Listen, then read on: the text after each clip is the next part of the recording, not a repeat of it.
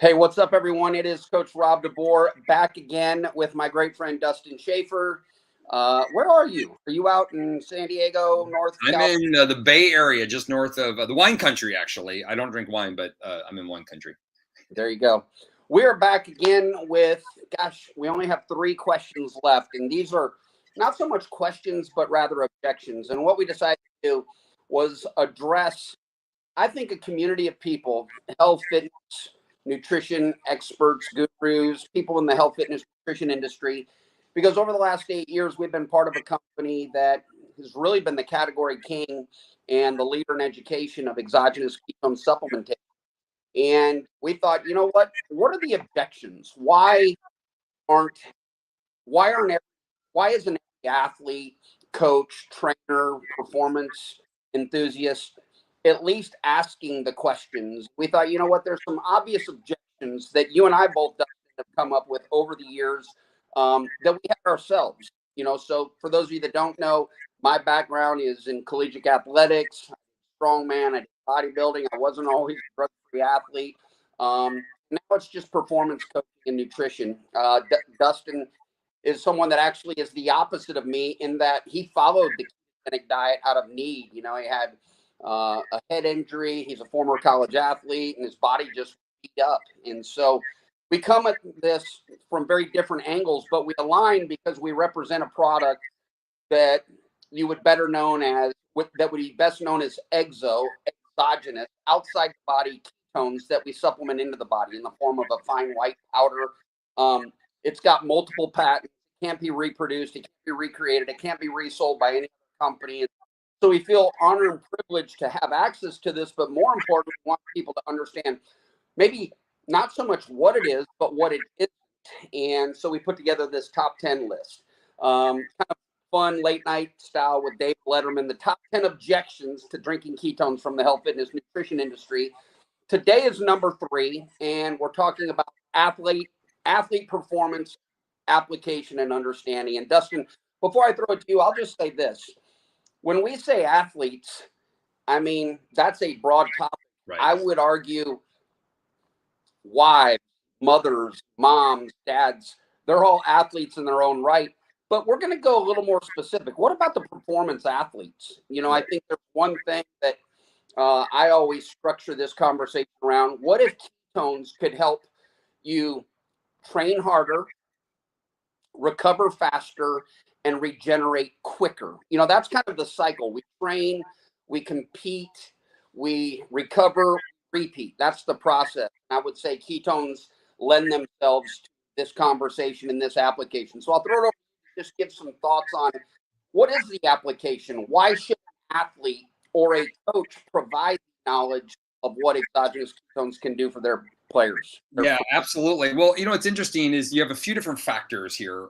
We have the younger athlete and then the older athlete. And what happens is a breaking point in your career where you realize that all you want to do is perform at the highest level. And then there's a time where all you want to do is stay at the highest level. And then the last part is all you want to do is stay in your sport, right? Tom Brady's going through that at the moment. He's fighting that longevity thing.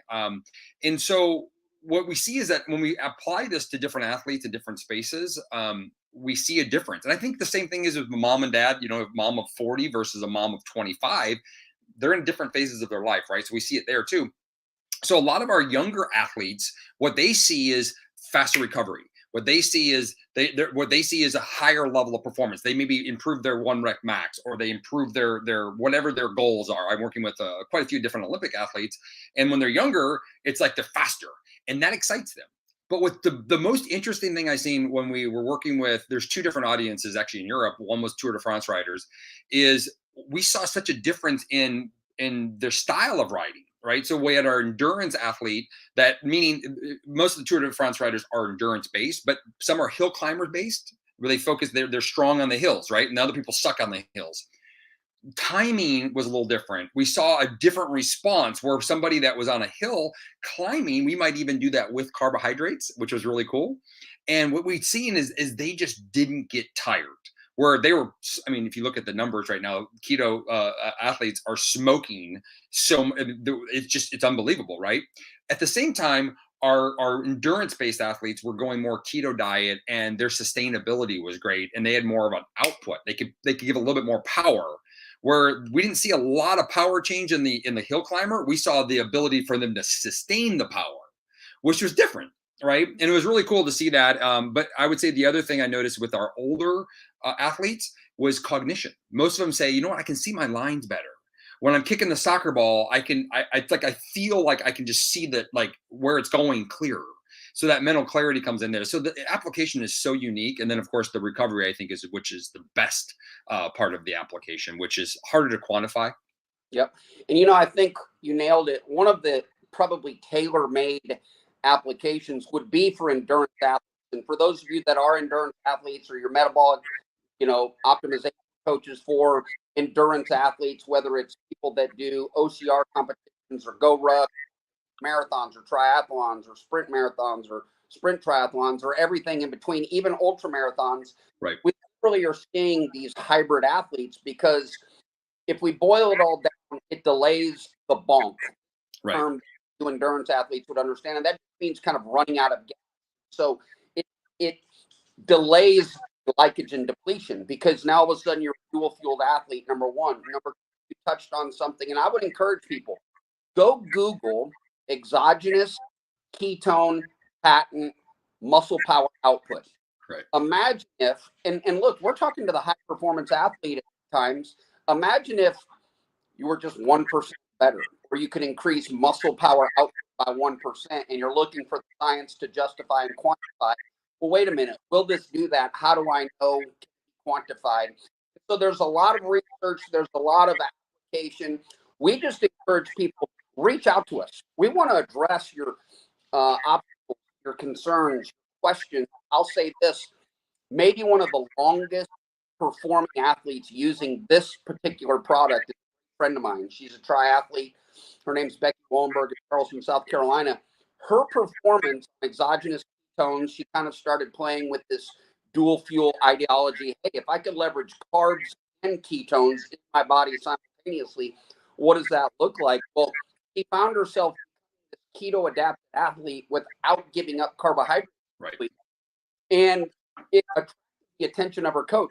So much so, my great Kyle Radiker tested what's called respiratory quotient. We can quantify based on hooking someone up to a metabolic cart what their fuel source or energy substrate, where that's coming from based on your breathing. So a 0.7 is, hey, they're breathing out all fat. By the way, little side interesting note for those of you that don't know, where does fat go when you lose the 10 pounds? You breathe it as CO2 into the environment. And so when we say high science, my buddy Kyle was, and as she increased activity, her number was, she flew like a 0.72, which is, hey, she's mostly utilizing stored fat and or ketones as a fuel source. So this is very interesting to someone that, for one, is an athlete.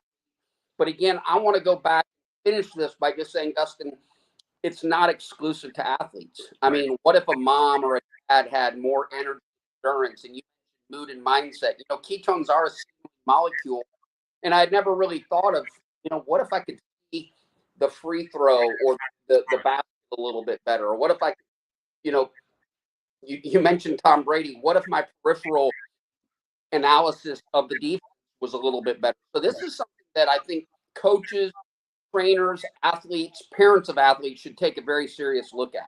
Well, I know that, and I think I was surprised, to be honest, because I always, like, you get the 1 rep max, or you get the, hey, I beat my PR and in my 100 meter swim or whatever. You're like, yeah. And then it was the focus part that really surprised me. Like some of the motocross guys I work with, they can see their lines. Like they come into it, they're just more clear, which means less injuries, less falls, less hurts. Soccer players, the European soccer teams that we work with, it's remarkable. Most of them are about the brain. And the last thing I would add is the recovery side. If you want to lengthen your time, you got to improve recovery efficiency, especially if you're out there exhausting your body on a continuous basis. And we've learned this now in sports, where it's not about how hard you work. After a certain age, it's really about how fast you recover.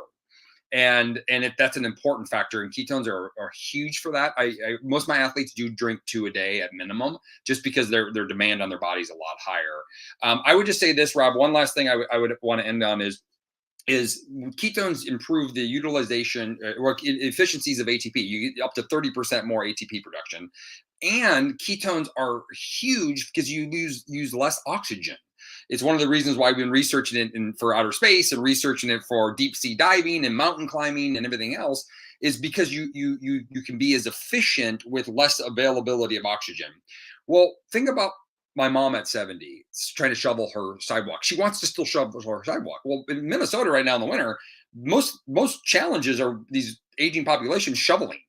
Well, if you're stronger, more efficient, and utilize more oxygen or less oxygen for the same amount of work, you're going to be healthier, and you're going to give yourself a body's ability to thrive in this world. So I think this is more important for the everyday person, because I think they're going to see a bigger change of success. They might see 30% improvements of performance, where an athlete 1 to 5% is pretty amazing in an athletic world. You might see up to 10%, which I think is pretty awesome. Awesome. So I'll just sum it up like this. Look, you're someone who trains, you compete, we need to recover and then repeat that process. Something you want to take a close look at. So Dustin, thanks so much for joining me. That's number 3, athlete performance application, understanding the top 10 objections to drinking ketones by the nutrition community. Thanks so much for tuning in. All right. Cheers, y'all.